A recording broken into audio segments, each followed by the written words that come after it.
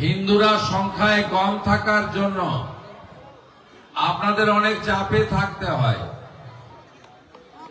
এটা অস্বীকার করার কোনো জায়গা নেই। এখানে হিন্দু বলেই দেবব্রত মাইতিকে খুন হতে হয়েছে 2021 সালে। শিডিউল কাস্ট মহিলা রথিবালা আড়ি কোন রাজনীতি করতেন না, তাকে গড়চক্রবেড়িয়ার গুন্ডা বাইক বাহিনী তাকে বাড়িতে ঢুকে মাঝরাত্রে 65 বছরের মাকে খুন করেছে হিন্দু বলেই।